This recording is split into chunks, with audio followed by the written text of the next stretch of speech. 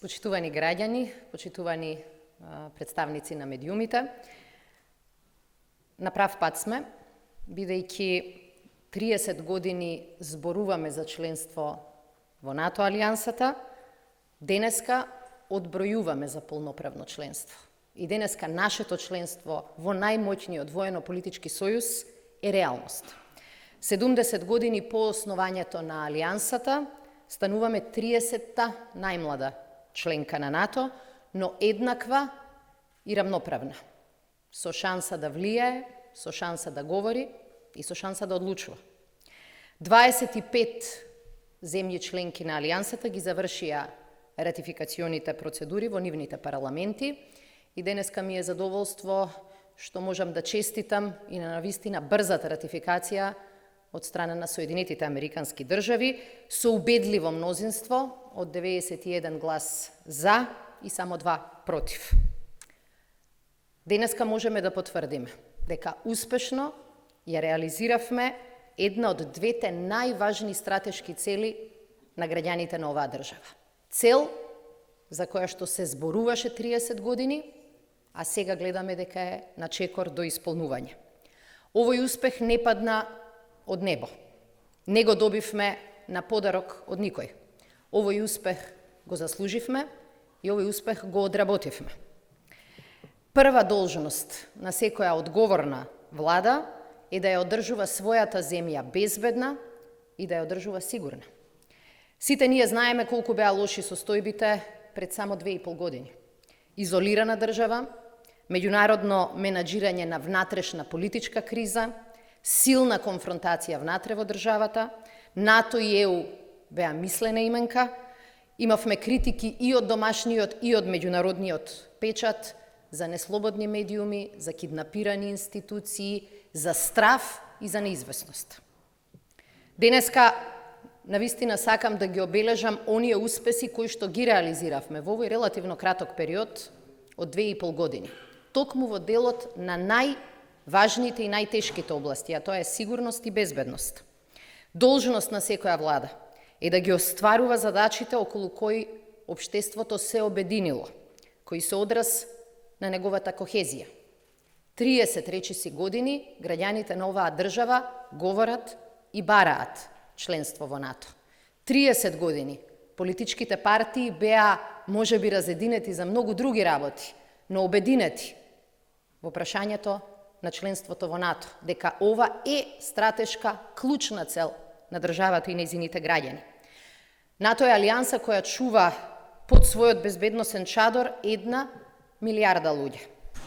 Да се биде дел од клубот сите за еден, еден за сите, е не само гаранција за безбедноста и заштитата на територијалниот интегритет и сувереноста на една држава, туку е тоа и порака до светот, дека сме дел од демократската и просперитетна заедница и дека ги прифаќаме и нашите обврски како дел од тој развиен свет.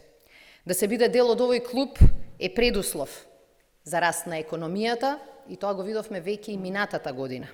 Тоа е предуслов за отварање на нови работни места, бидејќи само сигурни инвеститори се храбри и одлучни инвеститори.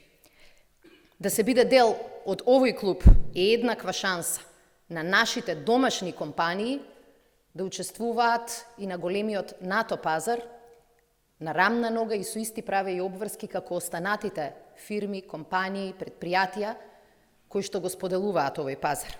Тоа се придобивки за економијата, тоа се придобивки за граѓаните и тоа е придобивка за државата. За разлика од периодот на владење на ВМРО ДПМН, нашата татковина е сега отворена кон светот. Ја дуплиравме нашата одбрамбена секција во Брисел. Се вративме во Монс, на воените аташеа кои што беа во Вашингтон, Анкара и Берлин, додадовме и аташе во Париз. Испраќаме наши старешини во состав на главните команди на НАТО и со тоа даваме наш полн придонес кон мисиите и задачите на алијансата. Изработивме план за опремување и модернизација на вооружените сили како дел од долгорочниот план и според тој план нашата армија ќе се модернизира и ќе се опремува за да ги рефлектира стандардите и правилата и шансите кои што ги имаат армиите во НАТО алијансата. 3 години поред го зголемуваме буџетот на одбраната и 2 години поред ги зголемуваме платите во овој сектор и особено платите во армијата, кои што веќе се повисоки 16% отколку пред 2 години. Ги вративме назад сите, ама буквално сите, обврски кои што стојат во законите и во колективните договори, а кои долги години поред не беа исплаќани на припадниците на нашата армија. Обезбедивме шанса нивното право да е право кое се почитува од страна на државата. За овие 2 години имав чест да ја представувам мојата држава на билатерални средби со 20 министри за одбрана на НАТО земји членки. 9 од нив ја посетија нашата земја за само 1 година.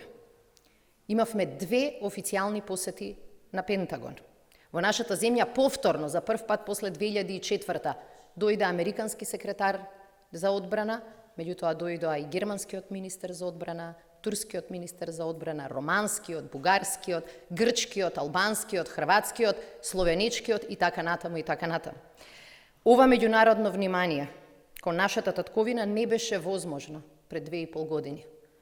Тогаш доаѓаа за да решаваат криза, денеска доаѓаат за да признаат успех и за да признаат напредок. Тој неуспех и тие периоди на криза беа резултат на тоа што оваа земја немаше повеќе од 10 години ниту политичка визија, ниту политичко лидерство. Не можете да ја изолирате својата земја, а да очекувате раст на економијата или влез и храброст од страна на инвеститорите. Не можете да ја оддалечувате вашата земја од НАТО и од Европската Унија, а да очекувате раст на странските инвестиции. За разлика од ВМРО ДПМН, кој 11 години беше посветена на криминал, на корупција, на омраза и поделби, ние како одговорна партија се сконцентриравме на развој, економски раст, пораст на плати и интеграција.